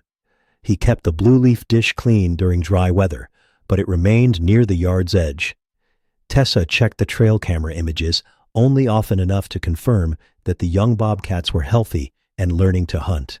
One evening, the pale-shouldered kitten discovered its reflection in the lower window and pounced at it. It leaped backward, collided with a fern, and stared accusingly at the glass. Juniper sat nearby, washing one paw. Silas laughed from inside. The kitten fled. Juniper looked toward the sound, then toward his boots beside the mudroom wall. Her chin lowered. The gesture no longer belonged only to 2 solitary creatures. It had become part of the safe knowledge Juniper carried while teaching 3 wild young ones how to move through a world of roads, storms, machinery, and human doors. Silas understood the gift in that. She had not brought him a family to keep. She had simply trusted the edge of his home enough to let them pass through it. By late summer, the porch had become less a meeting place than a landmark in Juniper's territory. She no longer came every evening. Some weeks passed with only tracks near the creek. The kittens had grown leaner and longer, their oversized ears beginning to fit their faces. They ranged farther from their mother, learning the hollow, one mistake at a time. Silas saw the darkest youngster most often. May had privately named it Ash, though everyone understood the name belonged only in her notebook. Ash had developed a fascination with the rain barrel. Whenever the metal lid shifted in the wind, the young bobcat crept toward it, paw raised, as if preparing to challenge a very round enemy. The pale-shouldered kitten preferred the woodpile. It climbed halfway up, discovered the logs could roll, and once rode a piece of oak down to the ground with all 4 paws spread wide. After landing, it stared toward the cabin as though Silas had built the pile incorrectly. The smallest remained cautious. It followed Juniper's routes and vanished whenever a vehicle entered the lane. Silas respected that kitten most of all. Caution was often the reason a wild creature reached another season. Juniper watched them from a distance. She corrected them without fuss. A low chirp brought them back from the creek bank. A shoulder placed quietly in their path turned them away from the porch. When Ash tried to follow Silas toward the shed one morning, Juniper stepped between them until the youngster retreated. Silas stopped too. "Your rules," he said. Juniper's amber eyes remained on the kitten. Then she lowered her chin toward Silas's boots. The greeting had changed. In winter, it had felt like recognition after fear. In spring, it had carried the fragile weight of survival. By August, it had become something quieter, a brief acknowledgement woven into the ordinary life of the hollow. Silas came home, Juniper noticed. Then both continued with what the day required. The porch itself changed as well. Silas finally repaired the broken third step. He waited until the kittens stopped using the space beneath it, then replaced the split board with seasoned oak. Before removing the old plank, he ran one hand across the groove worn by years of boots and weather. Nora had asked him to fix it. Juniper had used it for shelter. May had sat there sorting stones into families. Silas did not throw the board away. He cut a clean section from the middle and mounted it above the workbench, because some pieces of wood had carried more life than their grain could show. The new step did not groan. For several evenings, Juniper approached the porch and froze when Silas crossed it.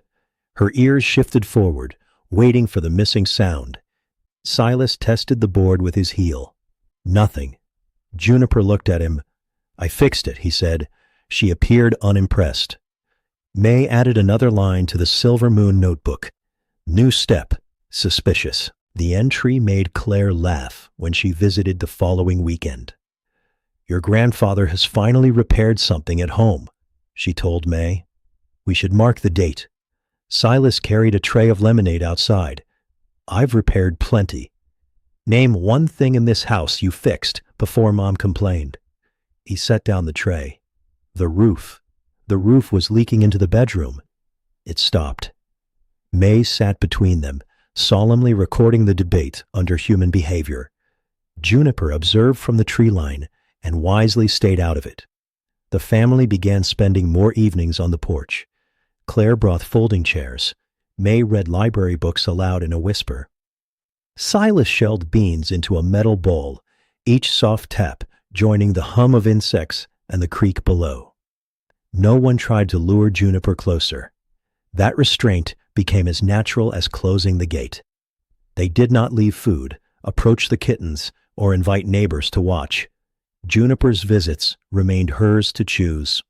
Tessa stopped by once a month. She checked trail camera images, examined tracks near the old road, and reported that the 3 young bobcats appeared healthy. The contractor had moved its work well away from the Denning Ridge. Reeves barriers remained across the mistaken access road, now softened by blackberry vines. "The young ones will disperse soon," Tessa said one evening.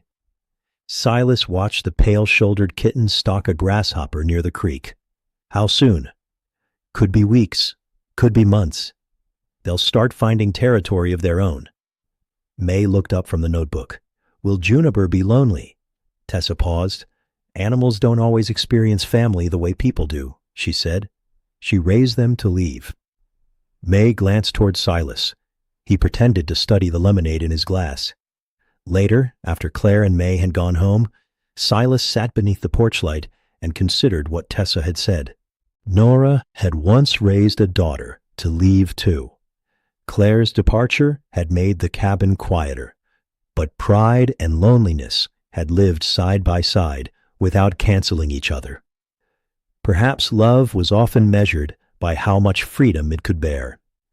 Near dusk, Juniper emerged alone. She crossed beside the rain barrel, paused to inspect the yard, and sat near the flat stone. Her coat glowed copper in the low sun. The bent whisker on the right side of her muzzle remained uneven, and the nick in her ear caught the light. Silas's boots rested on the new step. When he stood, the board remained silent. Juniper watched him cross the porch. Her gaze followed the worn leather, the loose right lace, and the pale stain creek water had left near the toe. Her chin dipped. Silas returned the nod. A moment later, Ash appeared behind her, with a dry leaf stuck to its back. The youngster twisted twice, failed to dislodge it, and sat down as if deciding the leaf belonged there. Juniper looked at Ash. Then she looked at Silas. For the first time, Silas imagined patience in her expression. Ash sneezed, and the leaf fell away. Silas smiled. The 3 bobcats moved toward the creek one by one, their shapes dissolving into the green shade. Juniper followed last. At the edge of the trees, she paused and looked back toward the porch. Silas did not call her. He remained beside the repaired step while evening settled over Briar Hollow, The smell of warm cedar, the sound of cicadas, and the faint clink of Nora's brass bell through the open pantry window. The house no longer felt rescued from silence. It had simply learned that silence could hold life. The first of Juniper's young disappeared from Briar Hollow in early October. Silas knew it had happened because ash stopped appearing beside the rain barrel, and the trail camera no longer caught the dark stripe passing through the creek crossing at dawn. There was no dramatic farewell. One week, the young bobcat followed Juniper along the ridge. The next, its tracks turned west and did not return. The pale-shouldered kitten left before the first hard frost. The smallest remained until snow dusted the laurel, then vanished toward the lower valley after several nights of restless wandering.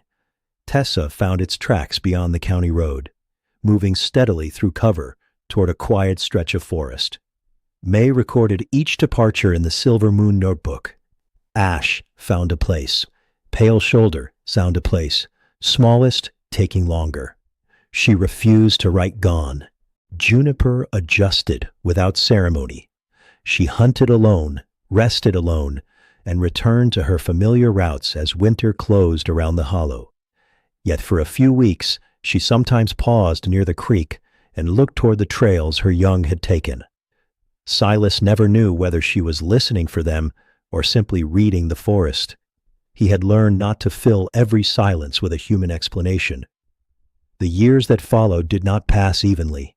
Some were marked by deep snow, others by summer drought and low water in the creek. Claire changed jobs. May grew tall enough that her old purple boots looked like toys when they were discovered behind a mudroom bench. Silas kept them. Their evidence, he said. Of what? May asked, now 13 and pretending she had never argued that warm socks transformed rain boots into winter boots. Poor judgment. May placed the boots beside his leather pair and photographed them for the notebook.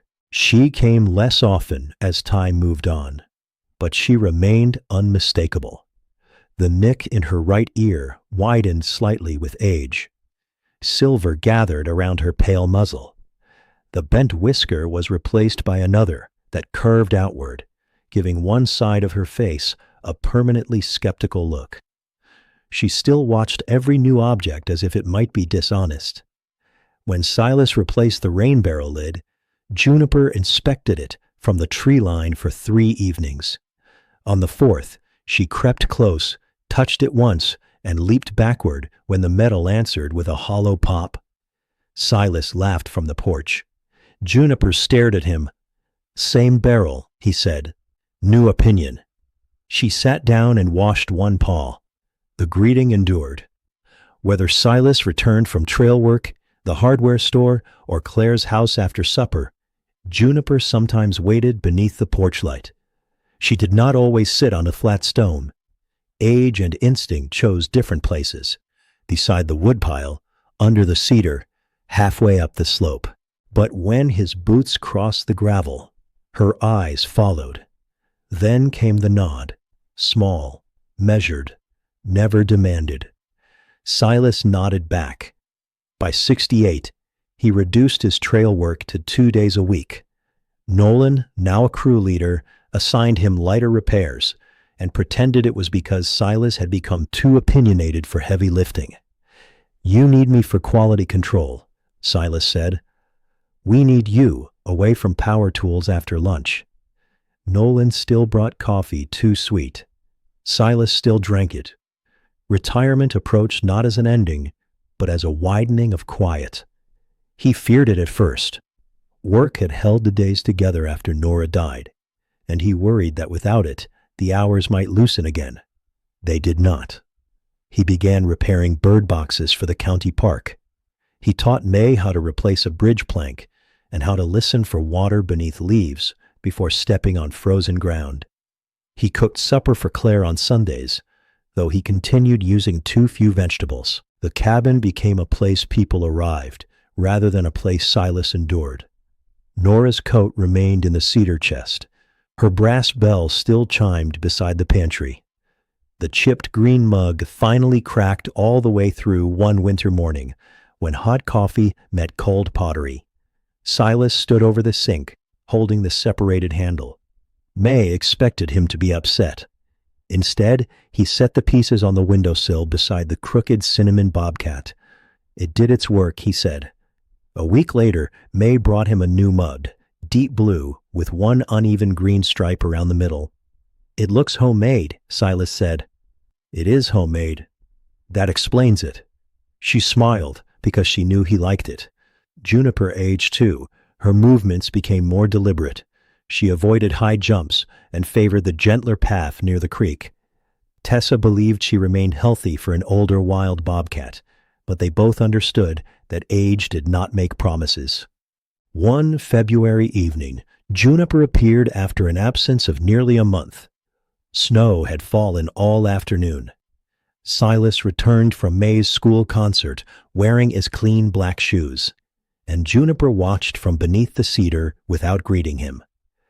He entered the mudroom, changed into his old leather boots, and stepped back outside. The right lace dragged behind him. Juniper's ears rose. Her gaze settled on the worn toes, the crete stain, and the cracked leather along the left heel. Her chin dipped. Silas laughed softly. "You always did have standards." Juniper walked toward the porch, stopping farther away than she once had. Snow rested on her back. The porch lamp warmed the silver along her muzzle, and for a moment, Silas saw every season of their acquaintance together. The frightened animal beneath the broken step, the storm-weary mother returning through snow, the watchful figure teaching three young ones where safety ended and wildness began. He placed one hand on the cedar railing and returned her nod. Juniper turned toward the trees.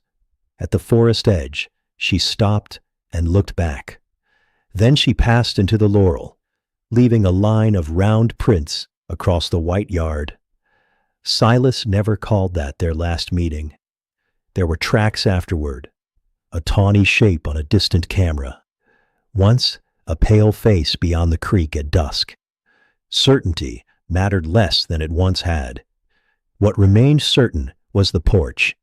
It had sheltered her without enclosing her. It had given Silas a place to stand while learning that care could be quiet, disciplined, and free of possession. It had taught him that recognition could be enough. And whenever old leather crossed the boards, he remembered the small nod that had made returning home feel like something the world noticed. Night settled gently over Briar Hollow. The repaired step held a thin layer of snow, unbroken except for the edge of Silas's boot print. Inside, the pantry bell rested without moving. May's Silver Moon notebook lay closed on the kitchen table, thick now with years of careful observations, crooked drawings, and names that had never been used as chains.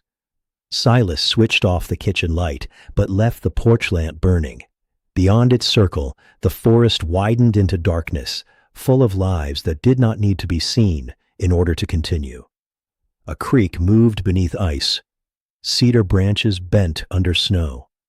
Somewhere along the ridge, soft paws may have crossed an old trail without making a sound.